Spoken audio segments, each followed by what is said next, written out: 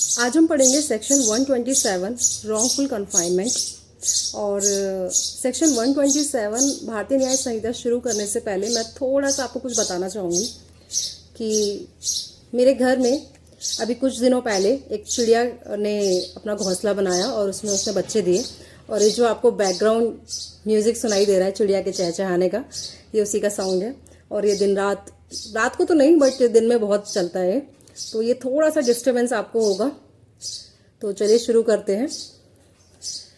Section 127 wrongful confinement. Whoever wrongfully restrains any person in such a manner as to prevent that person from proceedings beyond certain circumscribing limits is said wrongfully to confine that person. देखो wrongful confinement का मतलब क्या होता है? wrongful मतलब गलत तरीके से, और confinement का मतलब होता है कि एक लिमिट में उसको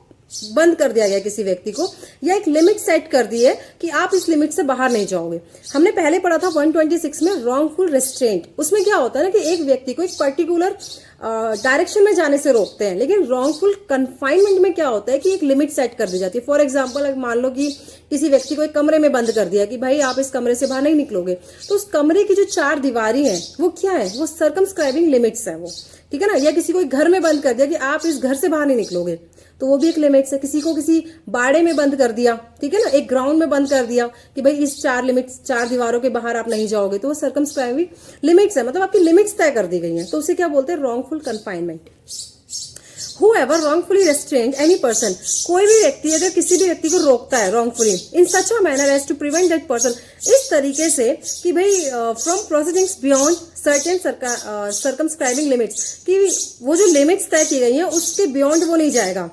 is said wrongfully to confine that person। ऐसा कहा जाएगा कि उस व्यक्ति को wrongfully confine किया गया है। एक causes Z to go within a walled space and locks Z in। एक क्या करता है, किसी भी तरीके से Z को एक वॉल्ड स्पेस में भेज देता है कि भाई अंदर चला जा, और बाहर से लॉक कर देता है। Z is thus prevented from proceeding in any direction beyond the circumscribing line of wall। अब Z क्या है? Z को प्रिवेंट किया गया है उस डायरेक्शन से बाहर ना निकल पाए वो। A wrongfully confined Z, A ने क्या करा है? A ने wrongfully confine करा है Z को।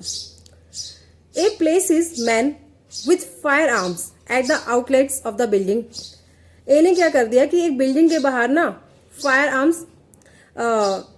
मेंस को खड़ा कर दिया है विद फायर आर्म्स के साथ, ठीक है। और ये बोल दिया गया है जेड को, क्योंकि जेड का वो घर है, जेड की बिल्डिंग है, कि भाई Z that they will fire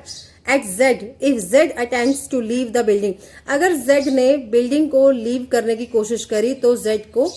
गोली मार दी जाएगी। ए तो ये क्या कहा गया है? ये ए ने क्या क्राइम करा है? ए ने करा है रॉन्गफुली कन्फाइन करा है जेड को। Whoever wrongfully confines any person shall be punished with imprisonment of either description for a term which may extend to 1 year or with fine or which may extend to 5,000 rupees। मतलब कोई भी अगर किसी भी व्यक्ति को wrongfully confine करेगा तो उसे 1 साल तक की पनिशमेंट मिल सकती है और 5,000 रुपये फाइन, या दोनों मिल सकता है। Whoever wrongfully confines any person for 3 days or more, मतलब 3 या 3 से ज्यादा दिनों के लिए अगर किसी को कोई wrongfully confine करता है, shall be punished with imprisonment of either description for a term which may extend to 3 years। 3 साल तक की पनिशमेंट मिलेगी उसको, ठीक है, मिल सकती है, और विद फाइन के साथ, और जो कि फाइन होगा 10,000 रुपये तक का फाइन हो सकता है, या दोनों मिल सकता है, मतलब पनिशमेंट भी मिल सकती है, फाइन भी मिल सकता है। Whoever wrongfully confines any person for 10 days और मोर, मतलब अगर कोई भी व्यक्ति 10 दिन के लिए या उससे ज्यादा दिन के लिए किसी भी व्यक्ति को रॉन्गफुली कन्फाइन करता है, ठीक है, तो उसको 5 साल तक की सजा और 10,000 रुपये fine. Whoever keeps any person in wrongful confinement, अगर कोई भी व्यक्ति किसी भी व्यक्ति को रॉन्गफुली कन्फाइन करता है, नोइंग दैट, ये जानने के बावजूद, that a writ for the liberation of that person has been duly issued, मतलब कोर्ट के द्वारा रिट इशू की जा चुकी है, shall be punished with imprisonment of either description for a term which may extend to 2 years, 2 साल तक की सजा,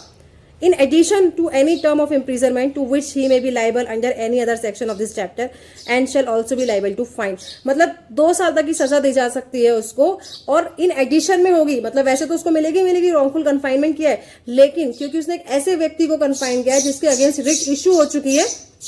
तो इन एडिशन में 2 years और फाइन उसको पनिश किया जा सकता है। रिट क्या मतलब, जैसे मान लो कि कोर्ट के द्वारा हीबियस कॉर्पस की रिट इश्यू हो चुकी है, ठीक है, मतलब जैसे पुलिस वाले हैं, पुलिस वाले किसी भी व्यक्ति को उठाते हैं, लॉकअप में डालते हैं, ना एफआईआर रजिस्टर करते, ना कंप्लेंट लेते उसकी, ना मैजिस्ट्रेट के सामने पेश करते, बस उसकी धुनाई करते रहते हैं, ठीक है। तो इसमें क्या होता है कि भाई जो उसके घर वाले होते हैं ना, वो हीबियस कॉर्पस की रिट लगा देते हैं कि जो हमारा बंदा है भाई वो 24 घंटे से 24 घंटे से ज्यादा पुलिस वालों ने उठा रखा है और उसकी कोई अता पता उसका नहीं है। तो ऐसे में अगर कोर्ट जो है वो रिट इशू कर देती है और उसके बाद भी पुलिस वाले हैं या कोई भी व्यक्ति है उसको कन्फाइन करके रखता है, ये उसके रिगार्डिंग बात कर रहा है।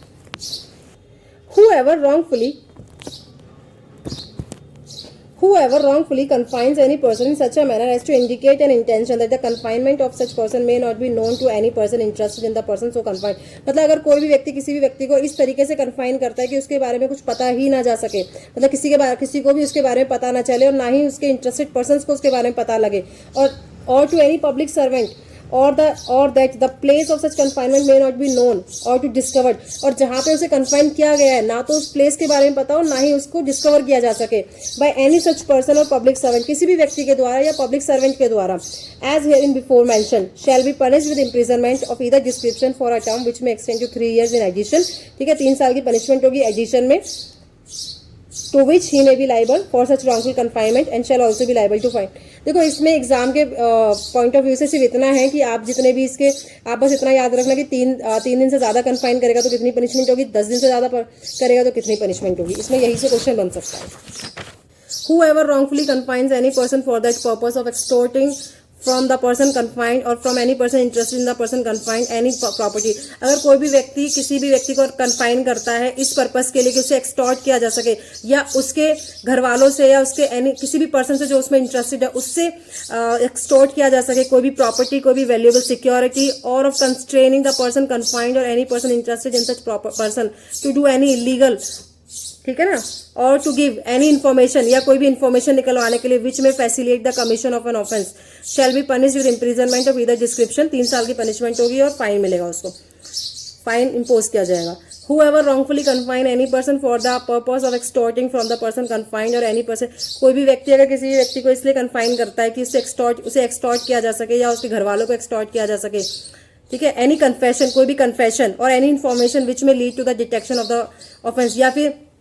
कोई भी इन्फॉर्मेशन जिससे कि किसी भी ऑफेंस को डिटेक्ट किया जा सके, or misconduct or for the purpose of constraining the person confine or any person interested in the to restore or cause the restoration of property को रिस्टोर करने के लिए, ठीक है, valuable security or to satisfy any claim or demand, किसी भी claim को, किसी भी डिमांड को सेटिस्फाई करने के लिए, कोई भी इन्फॉर्मेशन देने के लिए जिससे कि प्रॉपर्टी का रेस्टोरेशन किया जा सके या वैल्यूएबल सिक्योरिटी का रेस्टोरेशन किया जा सके, वो